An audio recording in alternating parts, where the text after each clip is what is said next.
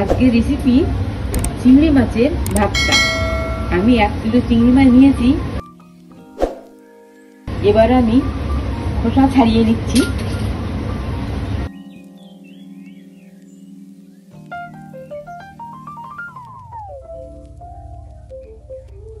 দেখুন, চিংড়ি মাছগুলো আমি খোসা ছাড়িয়ে পরিষ্কার করে নিয়েছি। এবার নুন হলুদ মাখিয়ে ভেজে নেব। হলুদ, লবণ, এবার নুন হলুদ আমি ভালো করে মাখিয়ে নিলাম। কড়াই আমার গরম হয়ে গেছে। এবার আমি সরষের তেল দিয়ে মাছগুলো ভেজে নেব।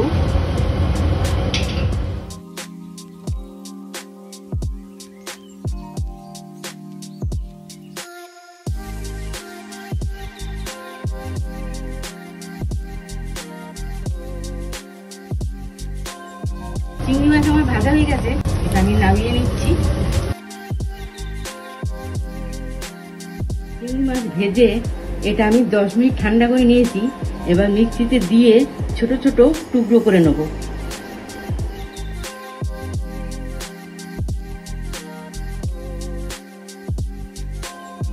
দেখুন, চিংড়ি মাছটা আমি ছোট ছোট টুকরো করে নিয়েছি মিক্সিতে দিয়ে। কালো জিরে দিয়ে দিলাম, পেঁয়াজ কুচি,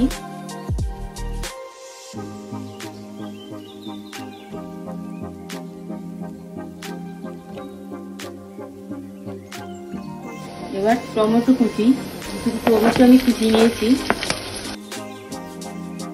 এবার লঙ্কা কুচি,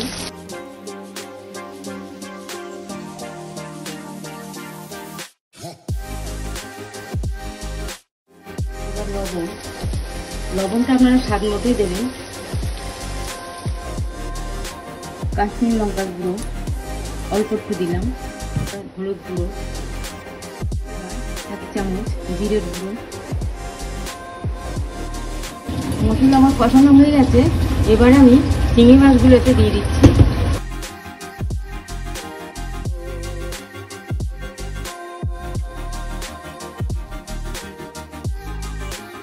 এবার আমি ভাত দিয়ে একটু সরষের তেল ছড়িয়ে দিলাম।